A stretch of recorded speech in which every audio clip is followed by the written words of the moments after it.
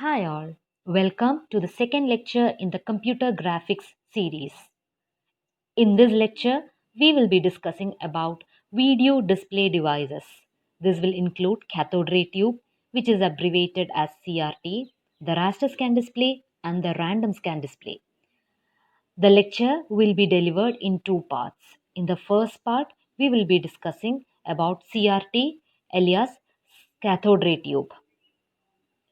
We all know that the primary output device in a graphics system is a video monitor.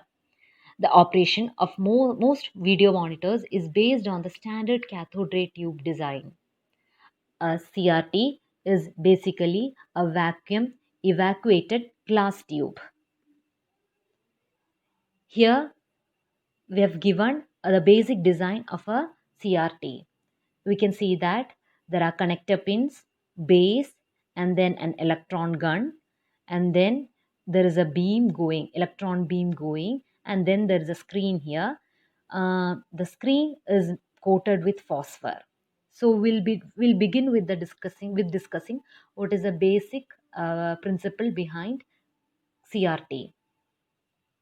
The electron gun produces electron beam. These electron beam travel towards the phosphor coated screen, and once the electron falls on the phosphor coated screen, the phosphor starts glowing and starts emitting light, and thereby the screen light up. An electron gun at the rear of the tube produces a beam of electrons which is directed towards the front of the tube. The inner side of the screen is coated with phosphor substance which gives off light when it is struck by the electrons. So that's the basic working principle of CRT. Now we'll see in detail the working of CRT, the components and working of CRT. The CRT basically consists of an electron gun. The electron gun consists of a cathode and a control grid. You can find it in the picture. There is a cathode which is marked, and around it there is a grid, control grid. Now again there is a filament, wire filament inside the cathode. This is not in the picture. There will be a filament inside the cathode. Now, the primary components of a CRT, as I said, is electron gun, which consists of cathode and control grid. Now, when current is passed through the filament, the cathode gets heated up. The heat is supplied to cathode by passing electric current through the filament. Now, when the cathode gets heated up, the electrons starts ejecting out of the cathode. The intensity of the electron beam is controlled by the control grid. Now, the negatively charged electron move towards the phosphor screen. Now, for moving towards a phosphor screen, the acceleration is to be provided, and this acceleration is generally provided by means of a accelerating anode. So that's the next component, accelerating anode. This supplies a high positive voltage. In this environment, the electrons start accelerating towards the phosphor screen.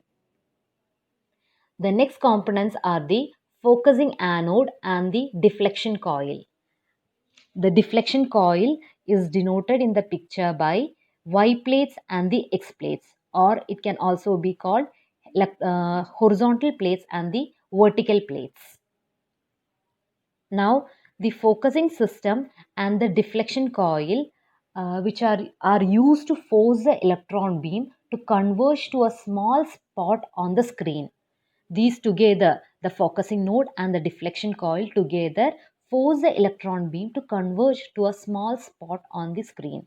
Now, without the focusing system and the deflection coil, the electrons will be scattered because of its own repulsion, and hence we won't get a sharp image of the object.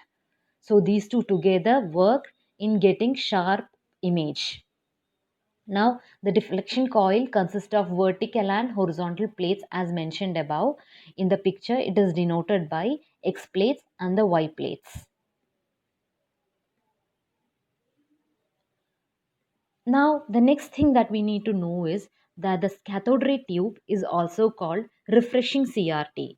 The reason is that Once you send electron beam, after some time the phosphorus stop glowing. Once you send the electron beam, after some time the phosphorus stop glowing. To keep the phosphorus glowing, we need to send electron beams continuously. And as we send the electron beams continuously to the phosphor, this is also known as refreshing CRT. So in this part of the lecture, we have discussed about the working and competence of cathode ray tube. In the next lecture, we will be discussing about raster scan display and the random scan display. Thank you.